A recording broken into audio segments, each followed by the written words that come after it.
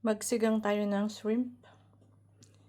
So, nakakita rin ako ng shrimp ball para mas masarap. Samahan natin. Tapos, meron tayo ditong gulay, sitaw, okra, talong, at siling mahaba, maanghang. At syempre, hindi mawawala ang kamatis at sibuyas. At ang ating sinigang sampalok mix at pinagugasan ng bigas. So, lulutuin natin to dahil kag na naman at bukas para may pagkain tayo. Tayo naman ho, may kanya-kanyang style ng pagluluto. Itong aking sinigang ay ginagawa ko po, igiginisa ko ang sibuyas. Ginigisa ko po ang sibuyas at kamatis. Ganun po ang aking sinigang na hipon. Pero kanya-kanya po tayo. Kaya gawin nyo yung gusto nyo. Kung saan kayo nasasarapan. Ayan natin.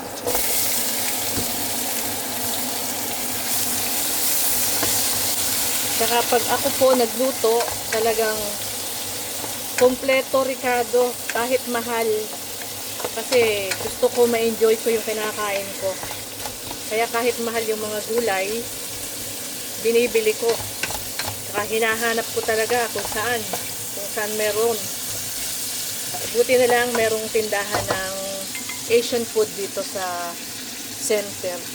Kaya kahit umuulan, tumakbo ko. Gisa lang natin muna. Ang hindi ko pala nabili ay ang labanos. Yung palang nalimutan ko. Pero okay lang. Sa halip na labanos, may batchoy naman tayo. Ngayon, pwede natin ilagay yung pinaghugasan ng bigas.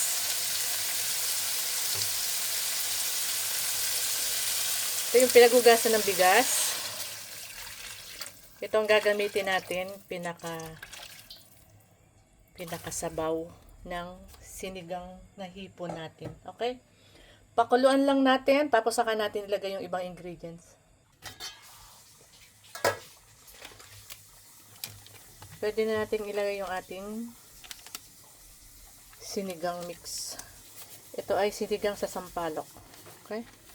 Lahat na natin para masarap siya.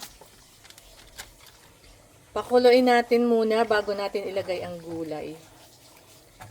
Sabi ko nga nung una, kanya-kanya tayong style ng pagluluto. Okay? Pag napakulo ko to, saka ko ilalagay yung mga gulay. At sa huli natin lalagay yung hipon kasi hindi pwedeng matagal lang hipon. Pwede na nating ilagay yung ibang, yan, nilagay ko na yung sili. Yung medyo matagal, ilagay na natin.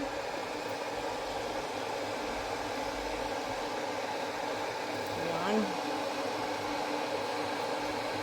Kasi ito matagal, medyo matagal lumambot. Mamaya na yung okra tsaka yung talong.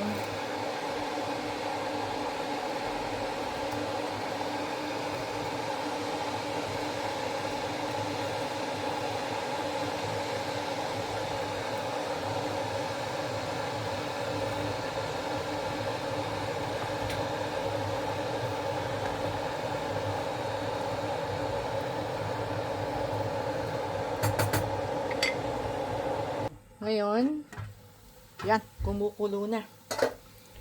Pwede nating isunod ang okra. Yan. Naku po. Ay talaga namang. Ay tingnan naman, hindi ko na hiniwa. At gusto ko talaga special ring hipon na rin. Isunod na rin natin na rin talong. Yan. Yung may gusto ay punta din eh.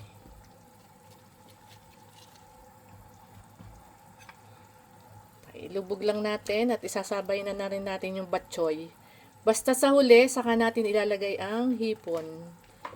Kasi ang hipon, pag matagal na luto, ay nagiging parang goma. So, lagay na rin natin itong batchoy. Ay nako, yan ang sinasabay sa hula. Are, ang sinigang ni Kalita. sinigang na hipon. Anak ni Mariano. Oh, yan.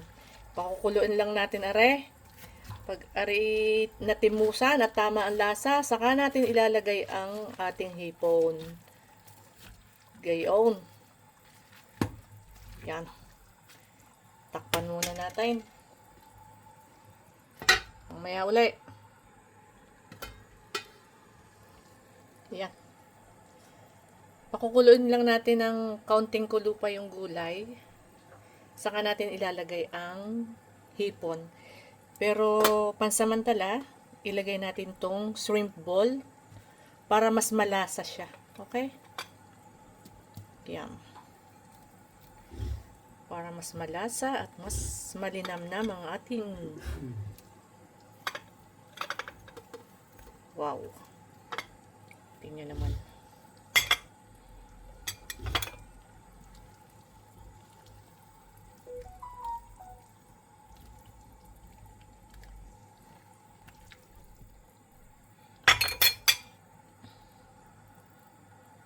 O ngayon, siguradong ito ay kulong-kulo na yan.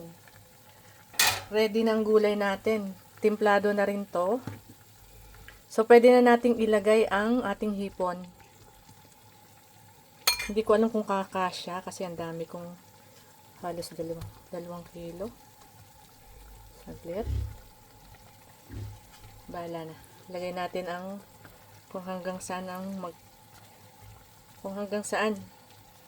kung puno-puno, tingnan natin. Eh di, ang tira ay lutuin ko na lang bukas yung iba. Yan. Yan na guys. Yan na guys. Ating ilubog muna. Lubog natin. Yan.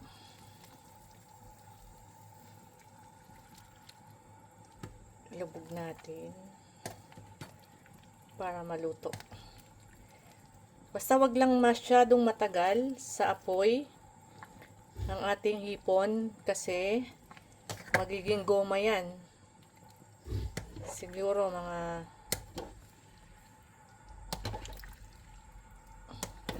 5 minutes. Pakulo natin ng 5 minutes. At ready na to. Pakulo natin ng 5 minutes. Ready na ang ating sinigang na hipon. Yan na guys, oh.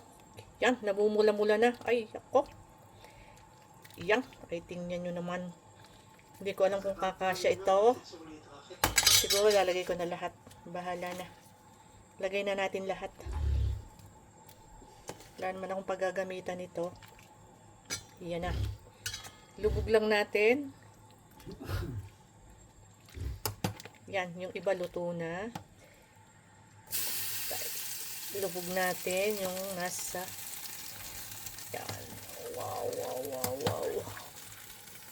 Wow, ang dami. Eh, parang may pasak nun eh. Eh, kami lang naman di kulit. Ayaw, si Bispre nula. Siguro eh, pupunta din eh. Ay, tingnan nyo naman. Eh, parang mas marami pa ata ang hipon sa sahog eh. Lugar eh. Ay, naku po. Siya. Ay, babalitaan ko kayo mamaya kung aray luto na ha. At ho, ready na ang ating sinigang na hipon. Ay, mukha hong mas marami pang hipon sa gulay. Ay pulang-pula eh. Ay siya. Punta din eh may gusto.